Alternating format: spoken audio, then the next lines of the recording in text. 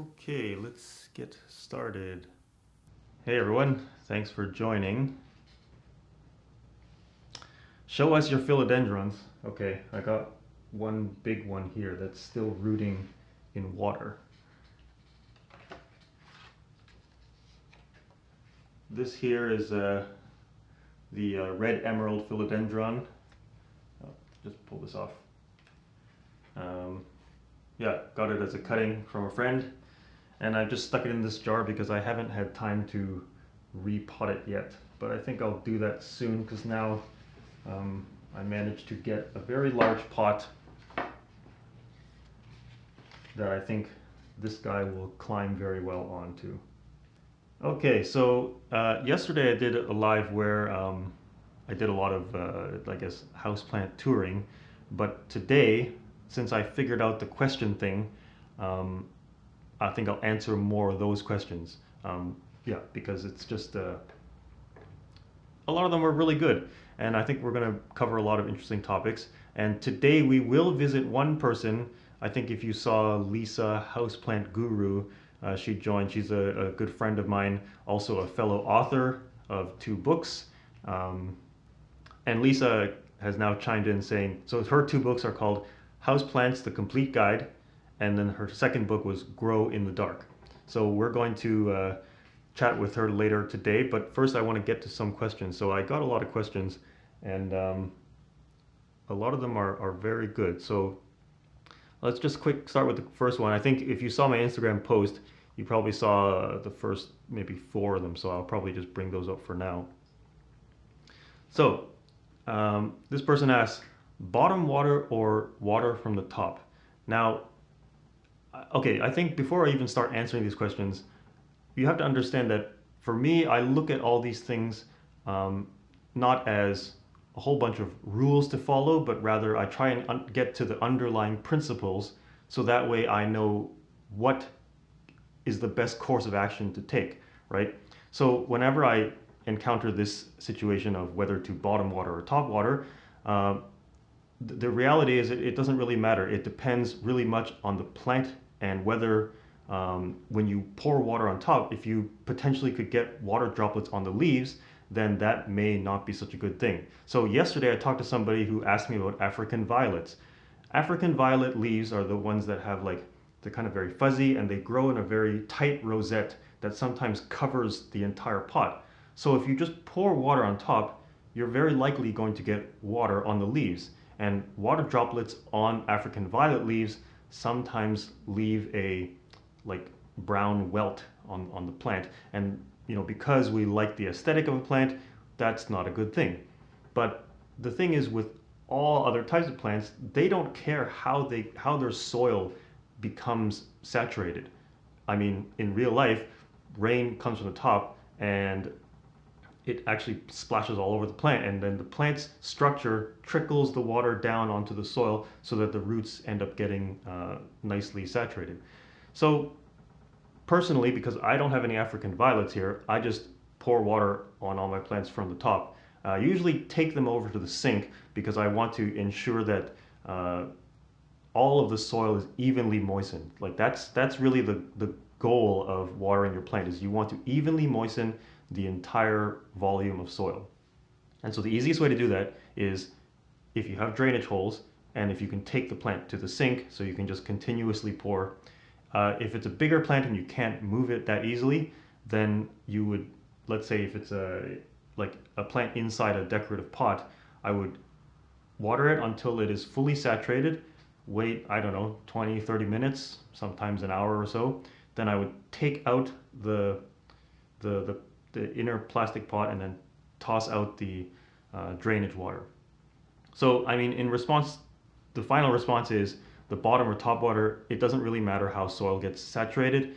It only really depends on whether the plant you are watering can tolerate getting wet a little bit if you accidentally get it wet. Okay. Oh, good. This thing tells me that I've answered that question. Okay, that's nice. Next question is about tray with rocks and water tip about effective for adding humidity. And I also there was another question where someone asked, what are my thoughts on misting a plant weekly for plant health? Okay, so we're gonna have to back out and talk about humidity in general. Now, I think we first have to sort of reverse engineer this and say, if you look around my place, I think you could say that I'm pretty happy with the way my plants are growing. I mean, they're not perfect, but I'm happy with how they are growing. Now, ask me if I've ever used a humidifier. Ask me if I have ever misted a plant for the purpose of raising humidity. Never. And I have owned maidenhair ferns. I made a video about how to take care of maidenhair ferns. And the issue is that, actually, well, let's talk specifically about maidenhair ferns, because that particular plant is often brought up, and the issue of humidity is often brought up. One day when I went to, I think it was, I was at the Omaha Zoo in Omaha, Nebraska, and they have a big dome. It's called the Desert Dome. And so in the Desert Dome, you can imagine that most of the air is pretty dry, because the whole landscape is all just, sand and rocks, right? But right where they had a little waterfall, they had a bunch of maidenhair ferns growing out of the rocks. So if the ambient humidity was not that important for those maidenhair ferns to grow very well, obviously then humidity is not like the make or break situation when it comes to having a maidenhair fern do well. So what is the make or break situation? Well, the plant first needs to be getting adequate light so that the plant is working. In fact, I'm going to talk a lot about this today, because I think the mental model, like how people think a plant works, it really needs to be grounded in understanding that light drives photosynthesis, so the plant is working. When the plant is working, the roots will be looking for water. It will be looking for water to take up into its body. So, in the case of the Omaha Zoo, there was a stream that consistently had water on the roots of this maidenhair fern, which is why it was able to grow very nicely. I think maybe later I'll put a story where I'll show that post when I took the photograph in Omaha.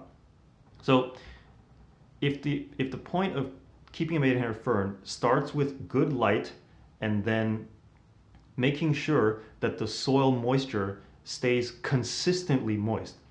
So when we talk about other types of plants in terms of different ways to water, there's keep the soil evenly moist, that's for a maidenhair fern.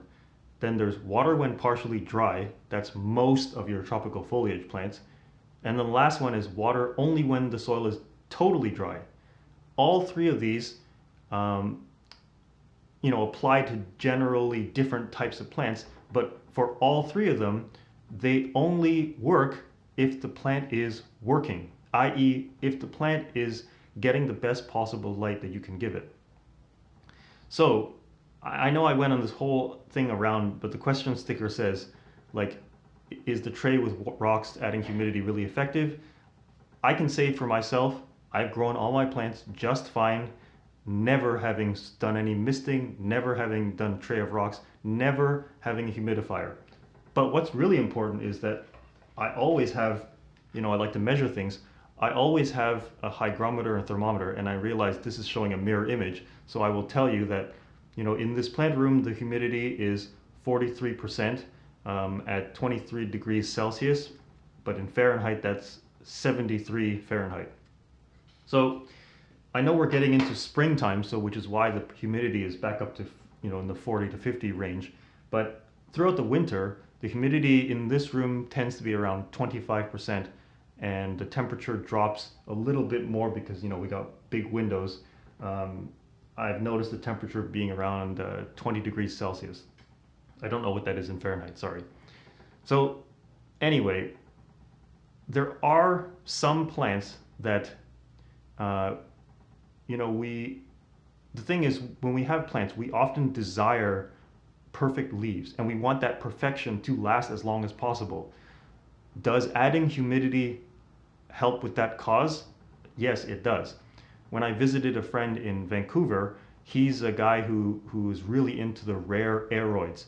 So he has like tents blocked off and humidifiers going in there, and he's trying to keep it at 70% humidity. Like, okay, fine, that's good if your purpose is to grow these plants, and he also sells them. So definitely he needs to have it, that controlled environment.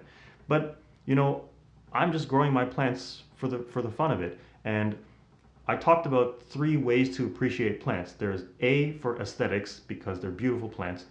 B is for biology, meaning these are fascinating creatures to be around because they've adapted to life in a totally different way than animals.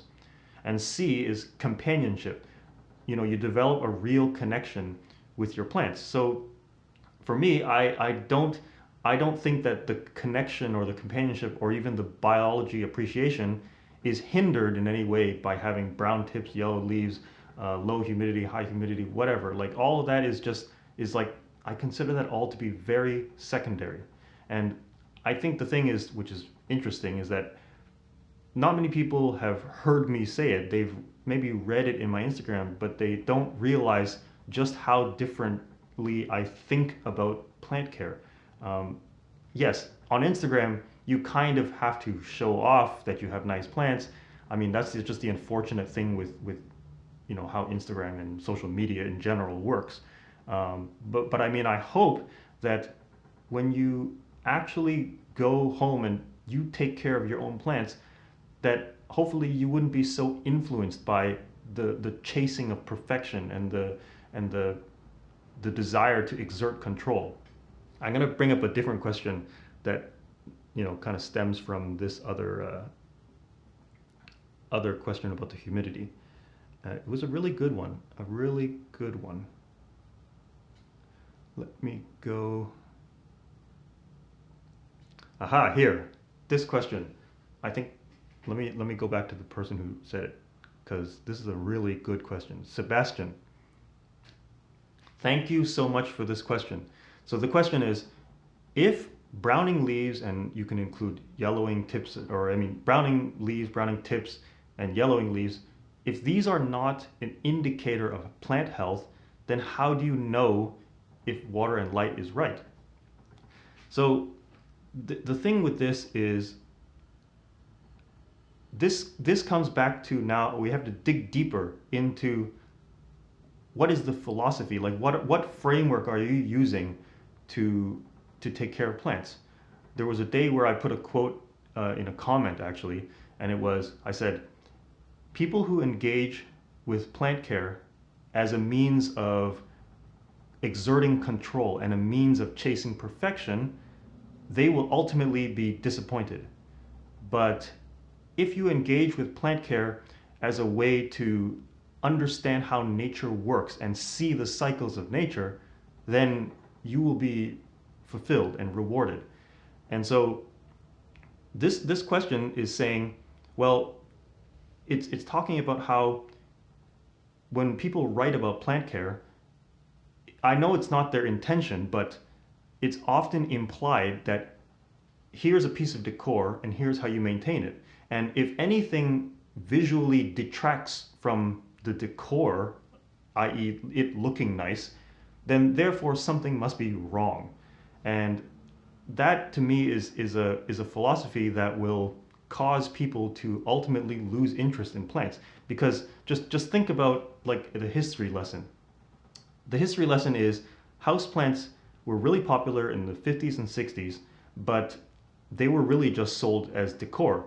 So people who took care of them, the majority experienced disappointment with the plants, right? Because their mindset was, here's a piece of decor and it's up to me to maintain it.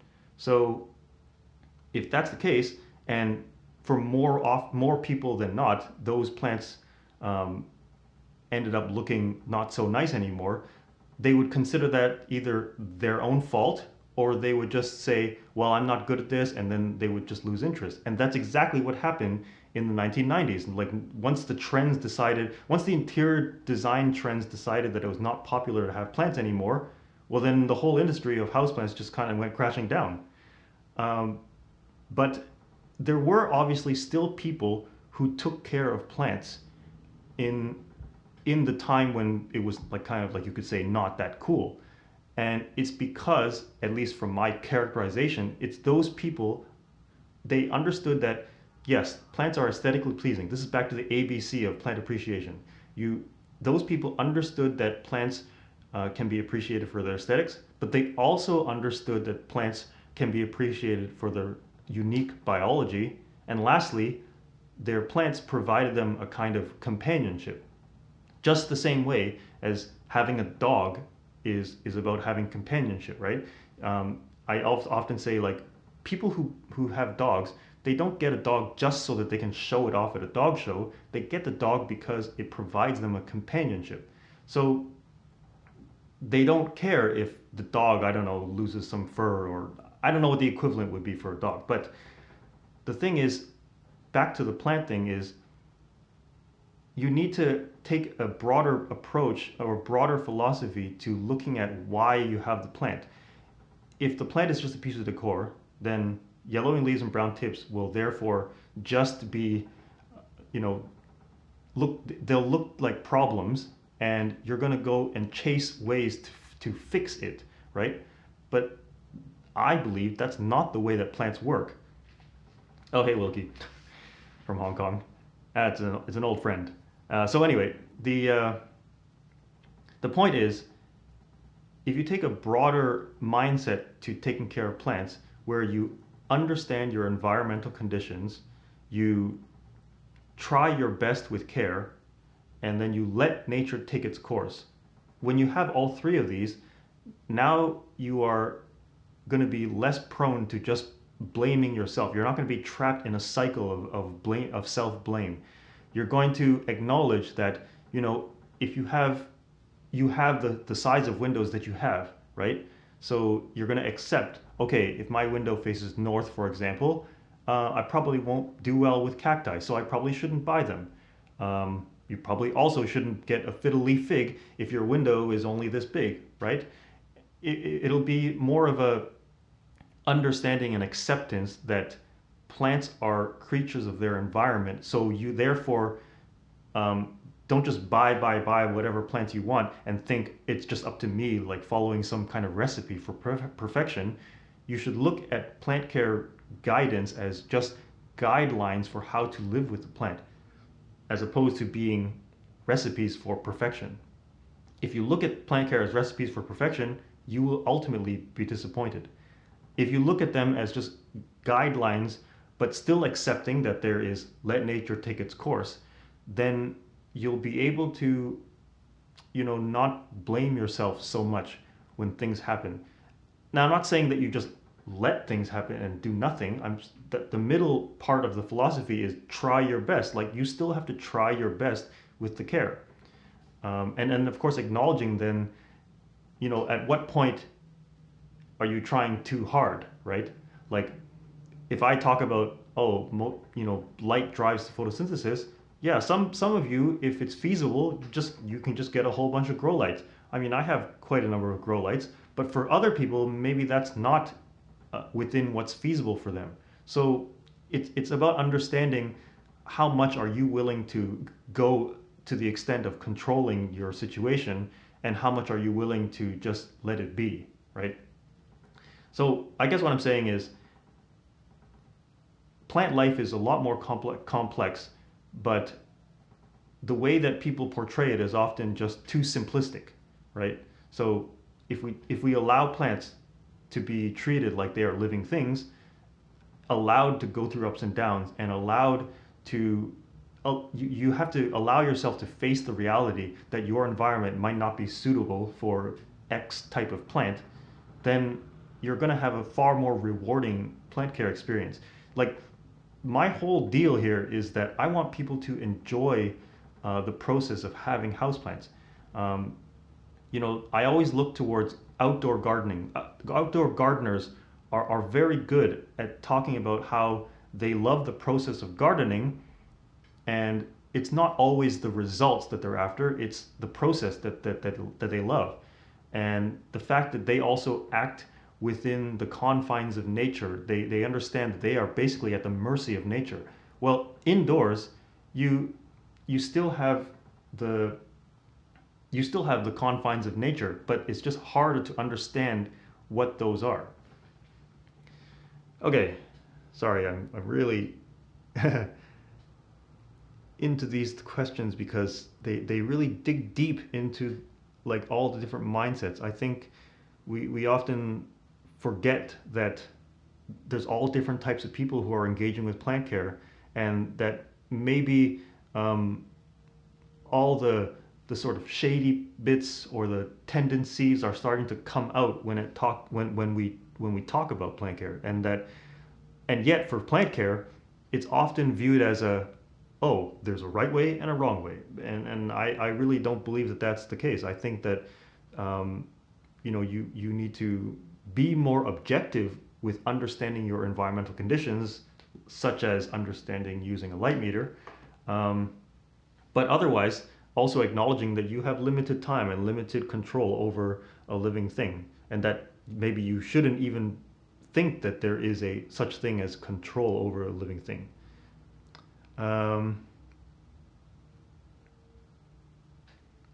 Let me look at here. Okay, here's a good one. A very discreet tip about fungus gnats. So when this person's saying, how do you get rid of those small black flies emerging from the plants or / soil? Are they harmful? I would assume you're talking about fungus gnats. And fungus gnats are like very tiny little black flies, and they fly very erratically around. And sometimes at night, if you have your phone screen on, they'll go towards that and then cause extra annoyance. So those are the adult fungus gnats. Now, killing those guys, or at least trapping them, is usually done by having what's called yellow sticky traps, which are, yeah, I mean they're sold in stores and stuff for trapping the adults. You can also just put a dish of water with like some soap in it, and then unfortunately these flies are kind of dumb, and they'll just fly right in there and then drown themselves and die. The real critical thing is to make sure you find which plant is the plant that is kind of like spawning them. So larvae fungus gnats, the larvae of fungus gnats are very tiny, silvery insects that when you disturb the soil or when you water the plant, they crawl around, and you'll see these tiny little silver things, it's kind of gross, crawling around the soil particles. So what you need to do is identify which plants have them, and then you should repot the plant. And when I say repot, I mean take the plant out, remove as much of the old soil as possible, and then put it into a new pot, put new soil in there. And that will hopefully get rid of the larvae. The third part is also trying not to use a soil mixture that contains what's called compost, or like decaying organic matter. Sometimes, especially for outdoor plants, or outdoor soil, they have a lot of compost in it, and that's fine for outdoors because the whole ecosystem outdoors is really quite different from indoors. But when you use outdoor soil, or when you use a soil that contains that decaying organic matter, that is the thing that fungus gnats like. They need that stuff to grow. So if you're inside using a soil, I think traditionally it's called a soilless mix, and that's usually just peat moss and perlite. Then you have, so those two things, like most indoor plant soils are made of just peat moss and perlite, and then you have to amend the soil with synthetic fertilizer, or I mean, if you're gonna go with the organic stuff, then you have to recognize that you might reintroduce, or you might make the conditions favorable again for new fungus gnats to go into the soil. But generally, when you replace all the soil from the offending plant, you've generally cut out the whole life cycle of the fungus gnat. But the bigger picture too is that fungus gnats don't really injure plants to the degree that, let's say, spider mites or thrips or scale or aphids do, right? Those other pests are real damaging pests, but fungus gnats, I mean, unless you have like thousands, I don't think that would have any real deleterious effect on a plant. So I mean, I haven't seen any fungus gnats on live plants recently, but sometimes when I see one or two, like I actually don't even do anything about it because it's not that damaging.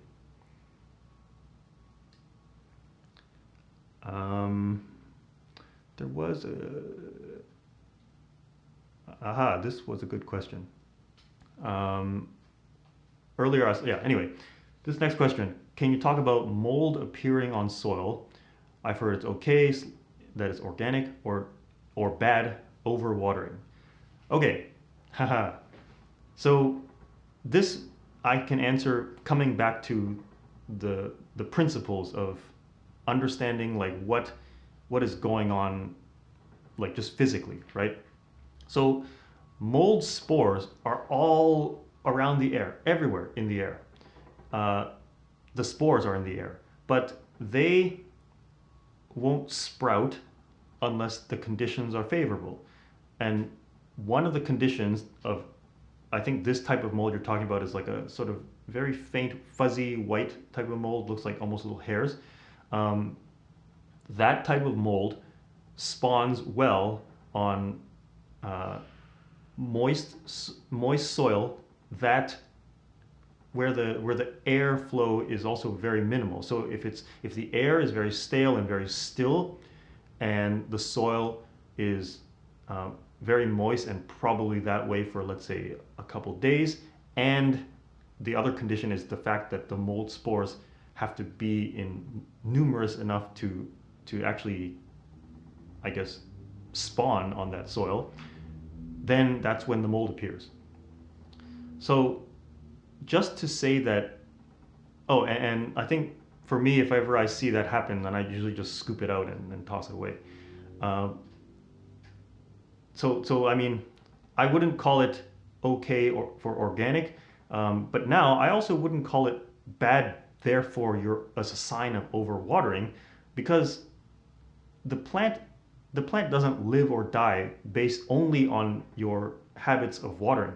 The plant lives or dies by how much light it receives, plus whether you are watering it with the right strategy. And earlier I talked about the strategies. There's only the 3 strategies: keep evenly moist, water when partially dry, water when totally dry. All 3 of these strategies have a big asterisk on it to say given adequate light.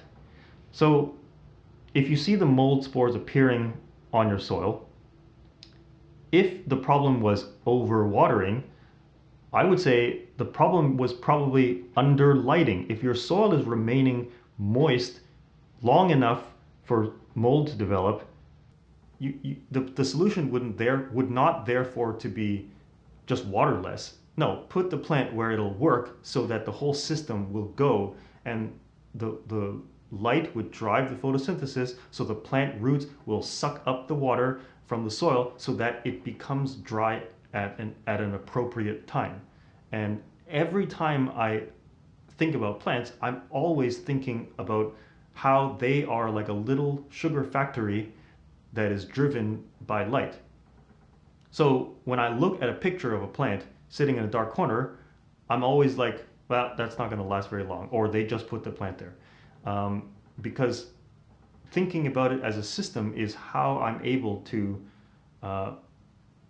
understand like exactly where to put them. Let me just keep this recording. Okay, good.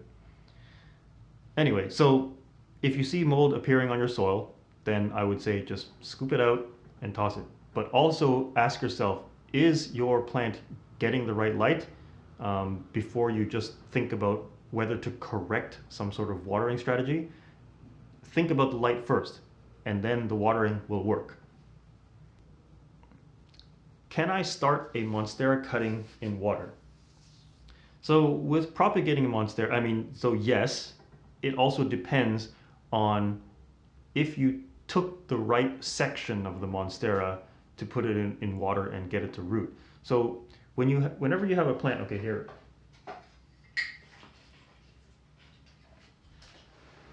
pulling over a pothos here because its structure is effectively like a mini Monstera.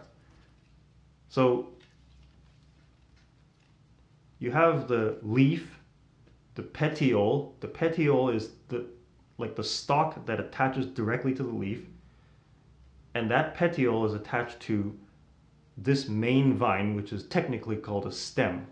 So when you take a cutting, if you cut the section off like this so that you only have petiole and leaf, then for a Monstera, you might get it to root. Like there might be roots that form from just the petiole and leaf, but it won't grow itself a new stem, right? But if you took a cutting that includes a piece of the main stem, then that will, for a Monstera, that will allow a new stem to grow out of some part of the old stem. And that's the process called stem propagation. And that's how ideally you would propagate a Monstera. So I guess the answer to the question is start a Monstera cutting in water. Yes, so yes you can, as long as you take the right section of the Monstera. That's how I propagated my Monstera. I cut two pieces off from an older plant. Let me see if I can find the picture, because right behind me is the Monstera that is sitting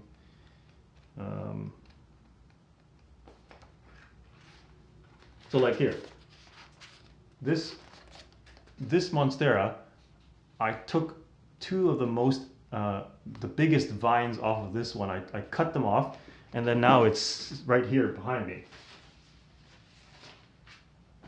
I don't know if you can see it very well, but anyway, here's one of the leaves, right? So like that leaf right there is probably like one of these ones right here. And so what I did was I cut them and then put them in water. It took about maybe 2 weeks for a little bit of white roots to show up, and then I potted that up into a pot. It was way too small of a pot, and I also left it in the pot for 2 years, so it became super root bound, and it was kind of an operation to rip it out of the old pot. But I put it on video, so subscribe to my YouTube channel, and I'll put that video up soon about repotting a very root bound Monstera. And yeah, so I took the plant out, loosened out the roots, and then put it into this new pot, which is much larger than the old one. And so I started that cutting from a cutting out of my older one. Let's go.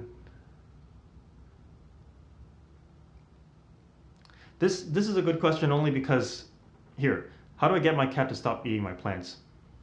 I have never had a cat, so I can't give you an answer from my experience. But I mean, I would just look up online to see like what other people have done and kind of like assess whether that will work with your cat. Again, because cat is a living thing, you know, if somebody says, oh, spray with some water, then I don't know, like I've heard of people doing that, but it's just like, you know, these sorts of things are just guidance, like random guidance, right?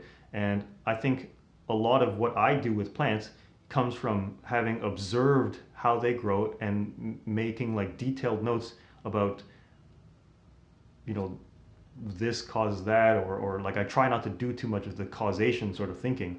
But the thing is, because I've never had a cat or a dog even, then it's kind of nearly impossible for me to give any useful guidance. So I only pull that up because to pull up this question to say that yeah, it's encouraging people to do their research.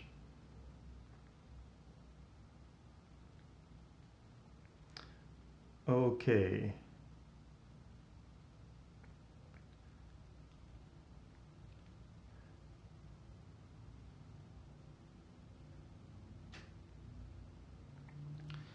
This person asks, my pothos isn't rooting in my jar of water. Any recommendations? So normally this would be a question that I could better answer if the person just showed me the plant, showed me the overall space, and also told me like how long have they waited to before they made the judgment to say it's not rooting, right? Because the time that it takes to root is dependent on so many different things, right? If I cut a piece of my pothos off, I plop it into water. First of all, I have to make sure, did I take the right section of the stem? Did I make sure that the stem had that it's not just petiole and leaf? I have to make sure that I also have a piece of the stem. The next is, how long have I waited before I said, oh, this is not working, right? So it's hard to say with a question like this to know, but I would say be patient, because the time could be anywhere from just a week to a couple of weeks to, I mean, even a couple of months. Like what if you put the pothos cutting near your windowsill and there was a little draft and the temperature is therefore like quite cool? Warmer temperatures encourage rooting. Another thing is also light. The plant leaf is still working even when you cut it off. So you still have to make sure that it's getting adequate, quote unquote, bright indirect light, i.e. put it right in front of your window, block the sun if the sun is going to shine on it for longer than 2 or 3 hours. I mean, if this person cut the pothos and put it in their closet, that could also contribute to why it's taking so long. Oh, hey, Jesse, teeny tiny Tara. So all of these factors go into the reason for the length of time for rooting. Yes, like teeny tiny Tara says, be patient, my friends, be patient. I'm going to do one last question, and then I will visit my friend Lisa.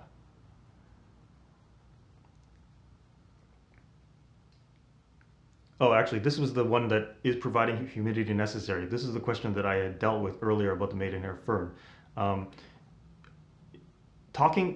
The reason for promoting humidity so much, I think, is because people chase the perfection of the leaf, and they can't stand when the leaf, doesn't look perfect anymore. So they've linked the perfection of the leaf to mean that therefore this is healthy, right? But if you go to a conservatory, go to a place where some plants have been there for decades, right?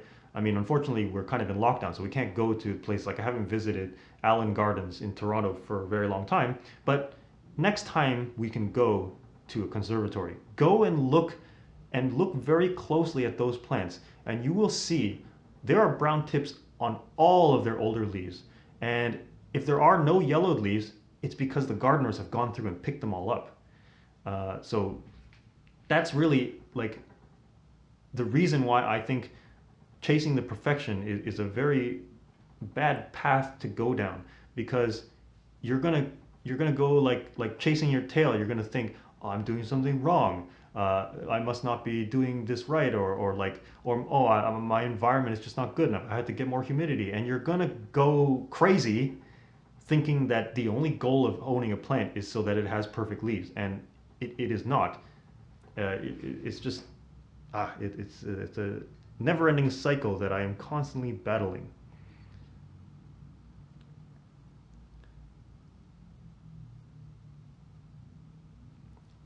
This is a really good question. Will 2 to 4 hours of direct light kill my fiddle leaf fig? FLF generally means fiddle leaf fig, I'm assuming.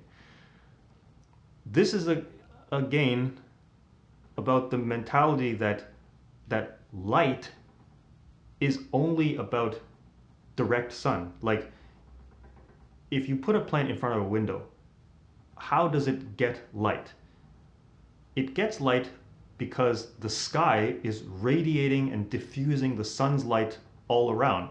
So therefore, larger windows will yield more light to a plant, even if the sun is somewhere else in the sky. So in fact, we can do it right now. Like, here's my, oh, this is backwards, but here's my light meter, okay? It's in the 100s. I'm gonna just move the sensor just like a foot over, and now we're in the 200 range, right? So ask yourself this, throughout this entire situation, is the sun shining on me right now? No. But the fact that I'm just moving a little bit closer to the window means that even a small increase in the angle of view of the sky matters to a light meter. But human eyes are not light meters, so they can't tell you that there's anything different, right? Which is why you shouldn't trust your eyes to just sort of feel brightness. You either need a light meter, or you just have to follow the guideline that I say, which is you should put your plants as close to the window as possible. Give them the widest possible view of the sky. And number two is with the part about the sun.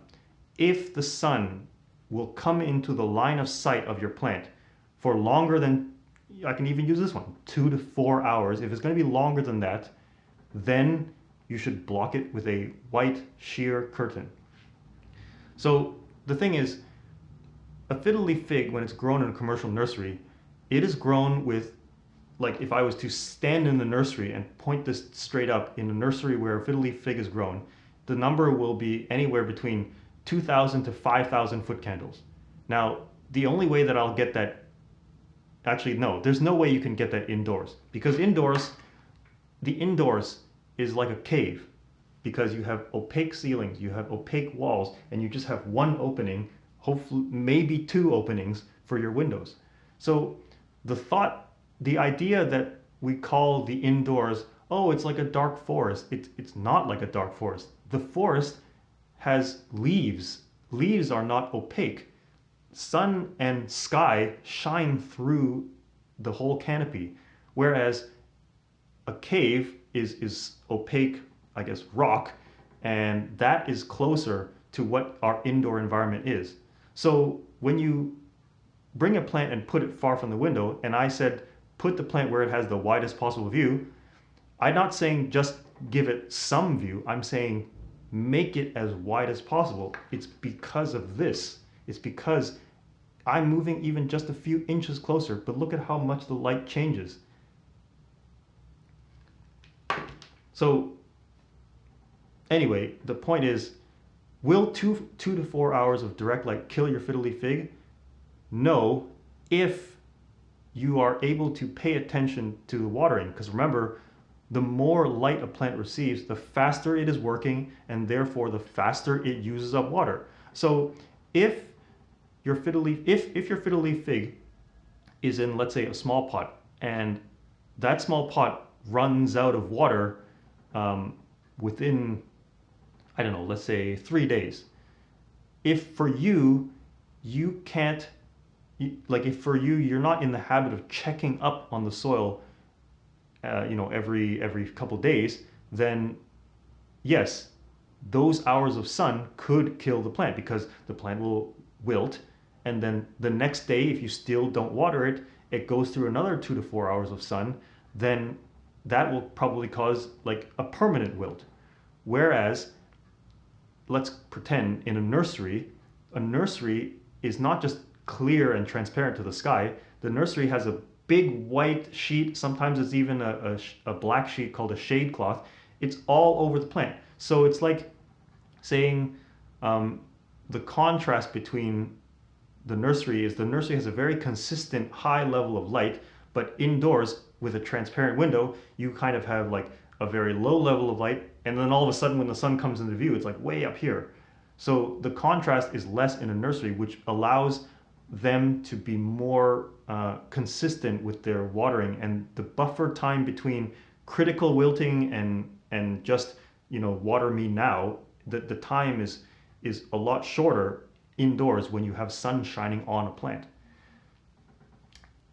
I think I need to like make a video where I draw diagrams of all this stuff, because it's a lot easier to explain and visualize, to say, like, I don't know, it's just like how when you drive a car, you need to see a little needle on your gas tank to know how much is left, right? You can't just guess.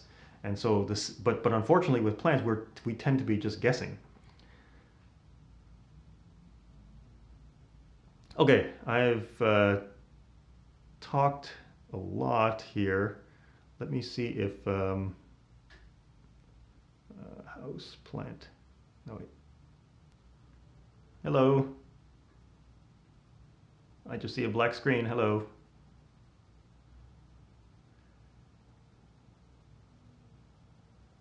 Okay, I just saw a question scroll by quickly and I'll answer it. Can you propagate Scindapsus pictus directly in soil? If so, what else can directly in soil? So at a commercial nursery, all plants that they propagate directly in soil. They just take like, yeah, I was at the nursery. They showed me that they just have a whole bunch of lines of pots, and they have like an ivy vine or something, and they just stick it in the soil, cut, stick it in the soil, cut, stick it in the soil, cut. Uh, and that's because plants can propagate directly in soil, but you need to monitor the soil moisture a lot more carefully than if you were to just put it into water. So the whole issue of putting a cutting into water, yes, the roots that develop are different from soil roots, but the ease of care is a lot greater when it comes to using water, because like you look, I showed you earlier with this pothos here. This pothos, oh, come on, they're always tangled up in stuff. Like this pothos here, I just plopped it into this test tube thing, or sorry, this is what, an Erlenmeyer flask. I just plopped it into here, and it's been in here for now 2 years. So, but if I had put it into soil, then I would have to more carefully monitor its soil moisture. It probably would not have been able to keep all of these leaves. I probably would have had to cut it into smaller sections. So, you know, it's, again, I don't look at these things as any rules. I just see it as you know, what works, but also what is convenient for me, the caretaker. And for me, I don't like having to monitor soil moisture so closely. I would rather just put it into the water and let it go, and then put it into, and then transfer it to soil like whenever I feel like it, right? Whereas if you took a cutting and you decided you want to put in soil, well, then you have to put it in the soil right away. If you just left it out, it may not do so well. I mean, for a pothos or a Scindapsus pictus, right? Like, so yes, you can do it in soil, but the things that you will need to do to care for it will be a little bit more demanding and different than if you just cut them and put them into water. I think, is this person coming online? Hello, hello.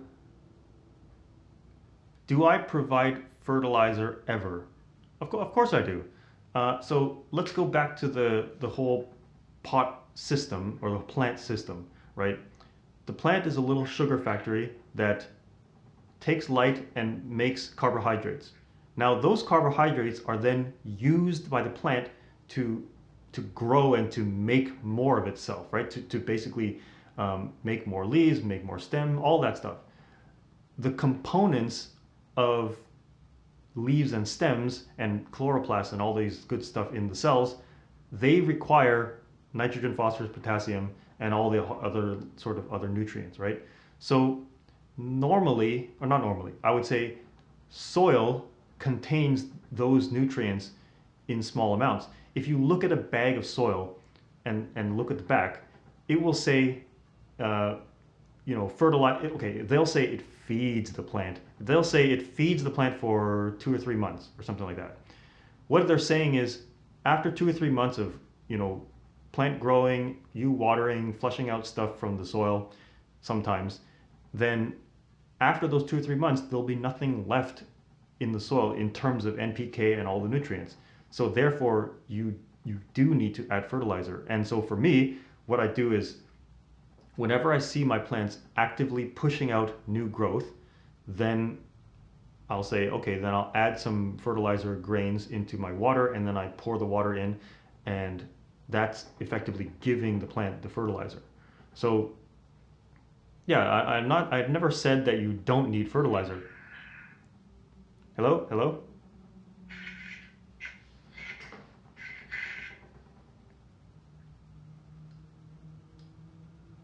I just see a black screen, unfortunately. But I hear some bustling going on. Okay, maybe I'll see if I can try.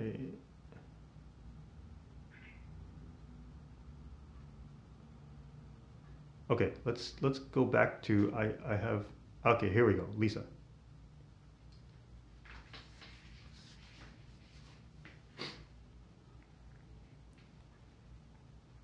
Hi, Daryl. Hey, Lisa. Whoa, we're having like a plant room competition here, aren't we? No, no. This is my plant room. I've never shown it to anybody but I thank you for saying, plants don't have to be perfect. I don't show all these.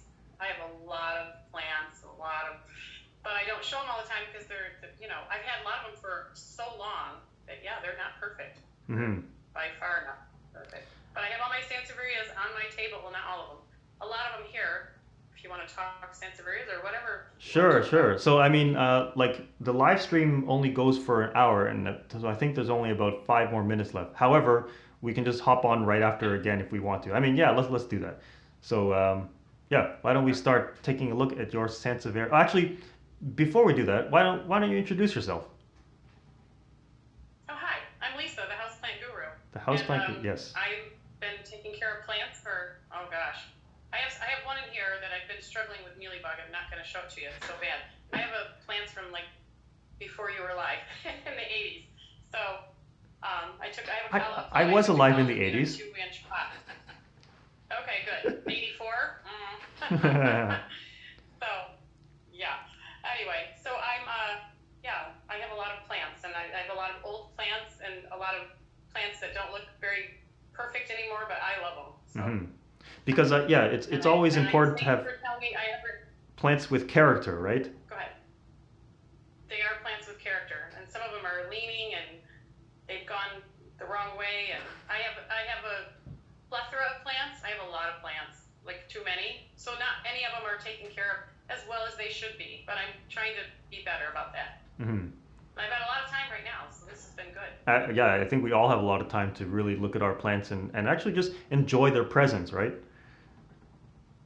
Oh, yeah, I couldn't do it without, I don't know what I would do without plants. I think when I walk into people's homes or I see people's homes on some of those, shows on TV where they're redoing their decor or they're trying to sell their house, and I'm like, where's the plants? Not even one. Hmm. Not one plant? How can you live like that? Yeah. So, All right, I let's have let's take plants. a look at your Sansevierias. I'm excited to All right, see. I'm going to turn it around. Yeah. I'm going to turn the camera around. Okay. Oops, I'm going to try to turn it. Okay, so I just put a lot of them on the table. There's my book you talked about, thank you, and my other book, Grow in the Dark. But I just have a little smattering of them here on the table. Hmm. Um, a whole bunch of different kinds. Is that the copper This tone, one the Kirky Eye copper tone back? it is. Ah, very nice, Yes. very nice. And that's old too. You can tell by the stem. Oh It's wow, old. yes. And then I was going to show people. I'm sure you've showed this before. Like this is my Sansevieria trifasciata, or well, Dracinia trifasciata Laurenti. Renter, And yeah. I took a leaf and I'm starting it so I can show. And this is the new leaf. It is attached to that leaf. You can see that, but it's loose But as it's it's coming lost out. the. Oh yeah, yeah, yeah. This yellow edges. So people have to know that when they start it. And I just threw that leaf in there. I mean, I should have cut that up into little pieces, but I knew it wasn't going to come true with the yellow edge, so I didn't worry about it. Hmm. And then I have a lot of different kinds. Some of them I don't. Bentel Sensation. A lot of them I don't even. Oh Like my that goodness, one. I don't even know what they are. The fernwood. This one is horwood. Oh. That one. I got a lot of these from Glass House Works in Ohio. I don't know if you've ever been there. No, I haven't been there. It is. I managed to spend hundreds of dollars many years ago, and I got so mostly what I bought was Sansevierias, and then I just got this Yellowstone from Wow. Ted's in Chicago. I know my husband's like, really? That's a really big plant. I'm like, but I need it because it's so yeah. I just loved it. It's yellow. And then I have this one over here. I got this when a greenhouse got rid of their stock plants. So it started out as that little. That little tiny right there, just kind of small. Yep. And now here it goes. Here, there. That's still going. Wow. Going. It's gone into its. Someone was just asking me this morning. It's so weird. Someone asked me about their Sansevierias this morning. That how it starts out this way, but then it ends up that way. Because I don't think they realize that a lot of plants, a lot of Sansevieria, they do those little tips, and they start out one way. That's their immature form, and then they change. Right. To their mature form. Yep. So, yeah, and so some of those little cylindricas, I have one over there, but I can't show it to you. I mean, it's literally, the one branch is probably 6 feet long. So, this is a plant. This also, even though it's not a Sansevieria, my Euphorbia lactea cristata, I've had that since in the early, probably mid '80s, late '80s. Mm-hmm. So. Hey, Now Lisa. I just bought some new ones from the Plants Ranch. Lisa, so the live stream is about to end, so why don't we hop off, and then before we hop, we'll hop back on right away, but in order to keep people with us, we're going to talk about why the Sansevieria lost the yellow edge during the leaf propagation, all right? Yes, perfect. Okay, so we'll hop back on in just like, I don't know, 1 second. Okay. Okay. And we are going to talk about why certain snake plants lose their variegation when they are propagated by leaf cutting. Hi, Lisa. Okay. I'll turn that back around. Okay. So here's that leaf. Like I said, it fell off, and I really literally just threw it into a pot. Mm-hmm. And then I noticed, and I thought, well, let's see what happens. Most times, you're going to cut it into 2-inch pieces to start a new Sansevieria leaf. Mm-hmm. But if you have a Sansevieria leaf that has this edge that's yellow called a chimera, Yes. then when you start it, I'm just going to take it out now. I'll just take it out. I don't care. It's growing. See, it started. It's growing from that new bottom, but it does not have that edge, and it will not. Mm-hmm. So the only way to do that is if you have a plant with a chimera, is to separate it. To cut it apart. Yes. And cut into mini pieces. Of the whole plant into a piece. Yeah. Right? So it means that when you have a variegation that is of the type a chimera type of variegation, so the Sansevieria trifasciata laurentii, the yellow edge is a chimera. The only way to preserve it is, as Lisa mentioned, dividing the whole plant. So it's called root division, where you literally, when you unpot the plant, you cut the whole root ball right in half. That way you keep the roots intact with the leaves, and then when that root puts out new pups, those pups will have the yellow edge. Whereas in Lisa's case, and which I'm about to do an experiment where I do it, I'm going to watch it by time lapse. I took a whole bunch of different types of Sansevieria trifasciata, different chimeras. So I have the laurentii, I have, I think even Bentel sensation is a type of chimera. Yeah, correct. Yeah. Here's Bentel sensation. That's right. That's a beautiful one. And like if you took just a leaf cutting of that one, the leaf cutting, which therefore has no roots, it produces new roots, but those new roots give rise to back to what's called, I guess you revert it back to the normal type, which is just plain Sansevieria trifasciata, and that looks like the one that you were just looking at earlier, which is the leaf pattern but no yellow edges. Right, and then this one, so what you're going to do then, we can show is that you'll just take this plant, this is the Bentel sensation, and I would just take it out of the pot, and there's 1, 2, 3, 4, 5, there's actually 6 plants in there. Yep. So I would just take a knife and cut them up, because they're, those underground rhizomes or stolons are hooked together. Oh, this is a way to show them that. Have you ever had this walking one? No, I haven't had that one. I've seen it. That's really, I like that one. I'm not quite sure what to do with it, because it's gone crazy. I have another one like that. What happened to it? Hey, is the technical term for that thing, the runner thing, is it called a stolon? I think so. Or is it a rhizome? Yeah, I don't know, because... If it's underground, I think it's a rhizome, right? Okay. And if it's above ground, it's stolon or a runner, such as I'm sorry, so that was my mistake. If it's a spider plant, then it's a stolon or a runner. And I think these are underground. Well, not this one, but they're underground, so I think they're rhizomes. Okay. That's a good thought. Yeah. Actually, let me show you this. Let me show you what I had to do with my whale fin Sansevieria. So I had my whale fin. So the leaf came out, but then the stolon, you can see, the rhizome, you can see like this I'm little. not sure which. You can see this little tiny. Okay, I'm gonna have to try to hold this without dropping it. The runner came up underground, and then it was starting to push out here. Like this is already now the start of the new leaf, right?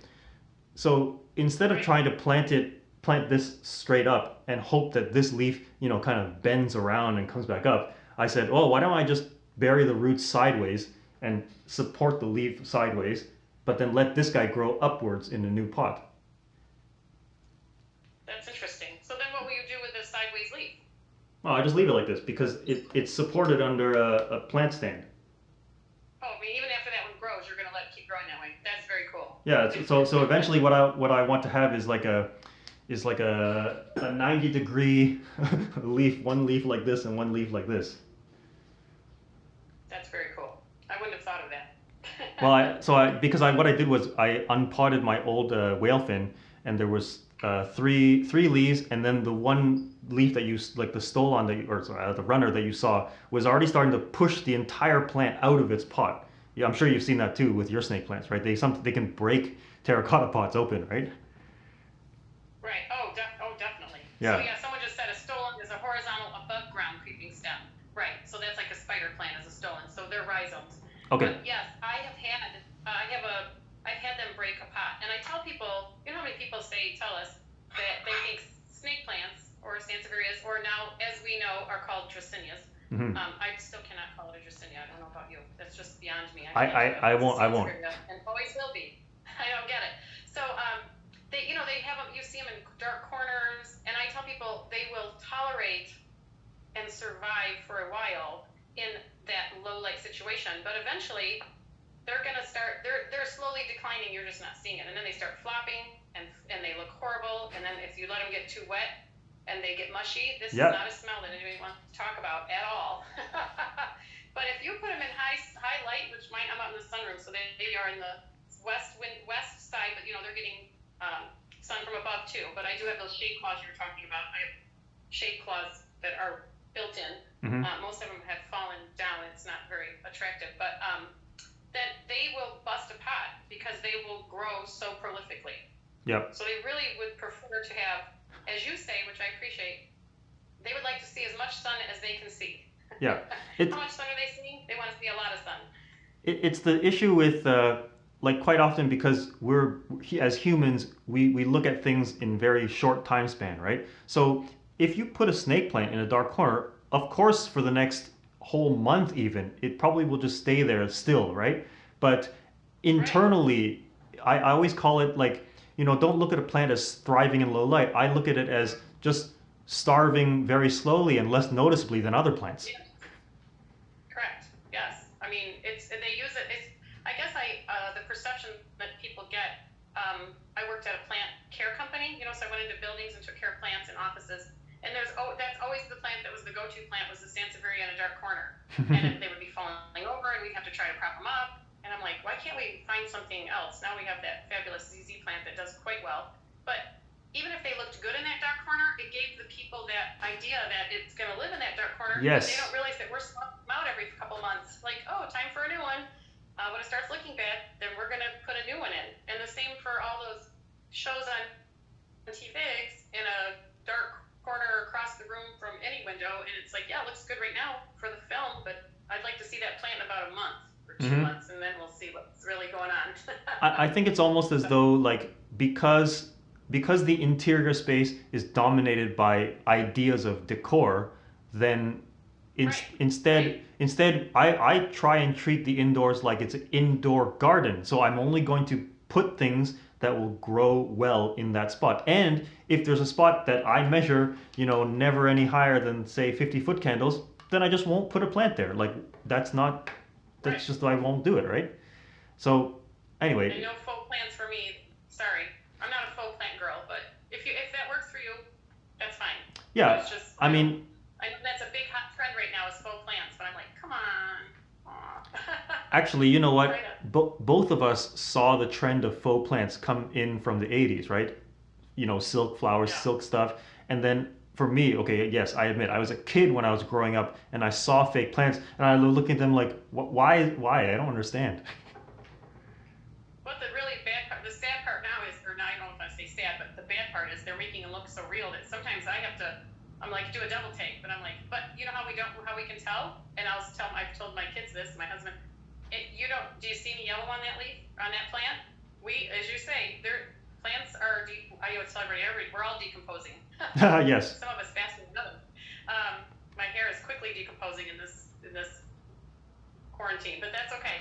But if you don't see, if a plant is completely perfect, and maybe it was just put there, that could still be real, but most likely, if you don't see any yellow leaves, no brown edges, no brown tips at all, it's a fake plant. Get a little closer, because that's just not how life is. Yeah, and also as I think when you said that you have plants that, you know, quote unquote look ugly, but I think that in fact you have plants that have grown into your space and that they are uniquely your plants, right? Like Right. I don't I think don't think they're ugly, but I feel like other people are going to feel that way, so I can't show them to them. But you're making me feel better about, you know, this is me, this is my life, this is my plants. I've had a lot of them for 30 or more years, and this is what they look like. And plus, I'm, you know, like, you know, writing a book takes a lot of time. I've written a couple of books the last couple of years. My third book is coming out in August, and I've really neglected them. So I have been out in this sunroom. I call it my greenhouse. It's really a sunroom.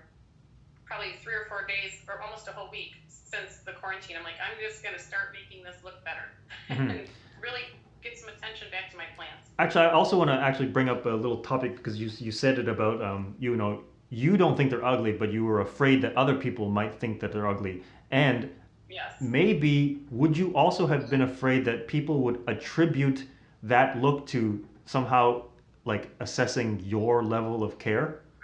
Oh, yes. I'm not the houseplant. I'm the houseplant guru. Everything should look good around Yeah. here. And I'm like, oh, boy. So It does, because I've been writing these books. I don't have time to take care of my plants anymore. that And plus, I have, obviously, you can see, I have a lot of plants to take care of. So I'm a little bit of a plant hoarder over here. So the point I want to bring up here is that like I think there's also a very fixated mentality on like you look at the plant and just based on how ugly or nice you think it is, that niceness is 100% attributed to the care, right? But as I keep talking about Right. environmental conditions and also just the trying your best and realizing that people have different feasibility of how much time they can dedicate, just exactly as you said, you know, and even for my example is that I moved recently, so my plants have gone through a move, and you know, some plants got knocked around a little bit, right? But Sure. the point is, we need to take a more holistic view and not be so attributing of like, oh, this plant looks this way because of the care. It's like it's the linkage cannot be that simple, right? And Right. we don't do that with dogs, right? I mean, your dog loses a bit of fur here and there, or they cough up a cat coughs up a hairball. You're not like, oh, neglectful plant, or like, you know, we people are so quick to point the finger with plants, but the thing is, the plant is a living thing, and as long as you know how it'll do in its environment, that, you know, that's why for my Monstera, I posted a picture where I had not yet cut off those yellowed leaves, but Right. next I week, appreciated that. next week when I post a picture, I've cut the leaves off, and then people will be like, "Oh, that's beautiful," but you didn't even realize there were yellow leaves on it. So therefore, is the assessment of plant health not, you know, like not justified just by looking at the plant? You need to know the history, right? And so when you know Right. that you've had the plant for so long, well, you must be doing something right then if you had it for that long. Or it's a very forgiving plant. Or it's a forgiving plant. You know, or it's a plant that can take some abuse, I should say. You know, But- like I have a lot of in the cactus and succulent society. I have a lot of cacti and succulent in here, mostly because this room it gets so hot here in the winter. Or in the summer, I have a exhaust fan in the ceiling that takes the air out and draws it from the windows, because there needs to be some moving air in here. Because if I didn't have moving air in here and I let it get to be over 100 degrees in here, even over 80 or 90 degrees, it just smells like baking plant, because all my plants are literally baking. They need air movement when it's that hot. They don't want to be that hot. They won't grow very well when it's that hot. I know that people say, well, it's hot in, you know, wherever they're growing. Yes, but there's air movement, there's humidity. It's very dry in here in the summer, so that makes a huge difference. Totally. Okay, well, I'm waiting for my lunch to arrive, so getting a little. Yeah, me too. Yeah. Yes. Cool. It was so nice of you to have me on, Q. This was fun. We should do this again. I can Yeah. show you a lot more plants. Totally, yeah. Like I'd love to see more of your plants, because I think you know, we only show small pieces on Instagram, but sharing the stories I think is better done through video and conversation. Yes, because if you'll notice, my Instagram feed everything's up close because, like I said, I don't have white walls. I don't have minimalism. I love antiques. I love doilies. Sorry to tell you. There's a lot of plants, a lot of cute things for plants, little birds, little gnomes. So I feel like people aren't always appreciative of that. But I'm going to be better because you know what? That's what I have, and that's what I do. So I'm going to be more transparent and get back further from the windows and further from the plants, I should say. Yeah. All right. Well, wonderful to chat with you, Lisa, and best of luck. Definitely let us know when your book is out in August, right? Can you tell us what it's called? I can't. I don't know. I didn't ask, but it's just more of a plant or a book for younger adults, and it's going to have a lot of projects in it. Okay. Things to do. I wish it was out right now because they could be doing some of those things. Yes. So. All right. Yeah. Pleasure talking with you, Lisa. All right. Thanks. Okay. Stay safe. You too. All right. Bye. Okay.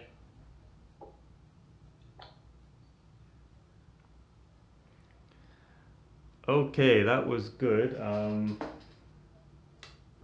Well, anyway, so yeah, I think it's really interesting to chat with other plant owners, especially ones as experienced as Lisa, having been she actually had that official title, Houseplant Guru, and she has, I think, on her YouTube channel, like clips back in the 80s when she was on TV doing this. I mean, it's kind of funny that we're doing this now in this way, but back then you had to be really good to get on TV to do this kind of stuff. So anyway, kudos to her. Yeah. So anyway, I think I'll wrap this up today. Just want to say thank you to everyone for joining. I'll definitely be doing these more regularly because I really feel like energized talking to real people as opposed to just trying to make videos and yeah, that's actually kind of my own little anxiety thing of just talking to a camera but nobody actually there. So yeah, thank you all for joining. Yeah, trying to grow my YouTube channel, so definitely check me out on YouTube. I will post probably clips of these lives on YouTube, because then you'll have kind of encapsulated nice information about a particular topic and what my thoughts are. They're definitely not right or the best or anything. They're just my thoughts on it. But I try to take it from the approach of thinking about the principles that underlie how plants work, and hopefully by doing that way, then you won't be so confused by, you're being told to do this, do that, tips for this, tips for that. Like just have a foundational understanding of how plants work, and then that way you can apply it to your own situation. And then layer on top of this the remembering that perfection is not, it should not be your only goal, right? Because your goal, my goal, is to enjoy having plants around, and enjoying plants includes aesthetics, it also includes biology, it also includes companionship. So when all these things are combined, then the chasing perfection part doesn't become like the only goal. So anyway, thank you all so much for joining. I see so many compliments. I'm just really just totally floored by all your love here, and so thank you all so much for joining. I'll definitely talk more to you on another live stream very shortly, probably sometime next week. Okay, so everyone, stay safe. Thank you all so much. Bye.